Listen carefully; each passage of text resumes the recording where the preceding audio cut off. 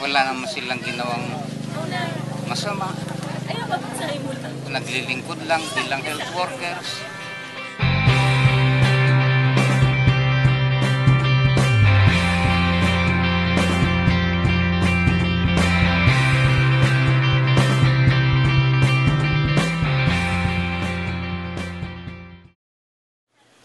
Actually, pumarito kami as Ecumenical Bishops Forum.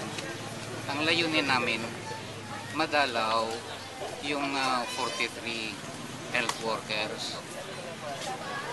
Ang isa sa kanila doon, si Dr. Montes, ay UCCP, na nag-serve sa panahong General Secretary ako ng UCCP. Yung accusation na siya ay komunista o na siya yung papatay daw kay Palparan, walang katotohanan yun. Gusto namin makausap. At least ako, si Dr. Montes, gusto ko makausap.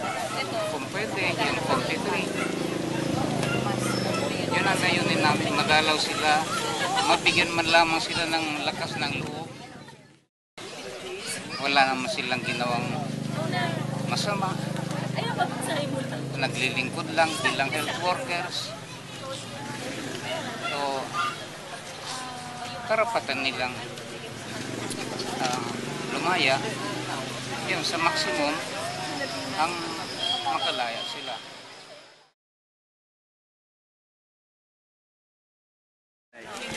Masasabi ko, nandito mga obispo, masayang masaya si Dr. Montes sa loob pagka nakapasok silang lahat. Pati ako masayang masaya. Dahil ang mga kasama niya sa UCCP ay magkakasama ng makikita niya.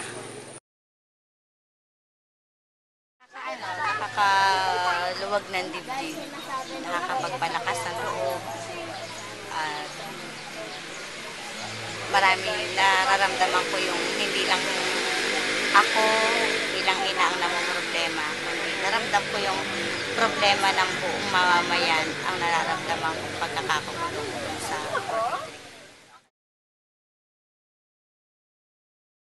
pagpasok namin ay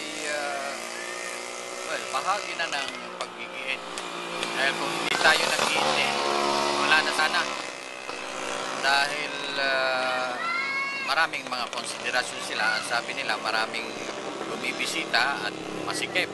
Nakita naman namin na hindi nga talaga pwede pagsabay-sabayin. Pero may ginagamit yung mga sirkumstansyang yun para talagang hindi mabisita ng maayos.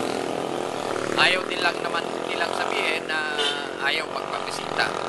So tama yung description ng mga nakausap namin sa loob na dalawang mukha ang ginagamit ng military sa pag-alaga sa kanila. Isang mabangis, pero tago yun, pagkabilang. Isang mabait. Kailangan nilang i-maintain yun. Ang panawagan natin diyan, sana makonsensya yung mga tao na may kinalaman sa pagpapabilis ng pag-asikaso ng kaso. Well, sa husgado yan. Katulad niyan, yung dapat sila na sinasabi ng mga sundalo na pwede nang ilipat. At yun ang yata ang desisyon dito sa Morong. So, sa kabuuan, lalo, yung kaso na pinapataw sa kanila, dapat mapabilis ang pagproseso. Kapagkat willing naman nilang harapin. At naniniwala silang wala silang kasalanan doon sa mga ibinibintang. Pero, lalong dinidelay yung ganyan, maraming nangyayari na hindi paborable sa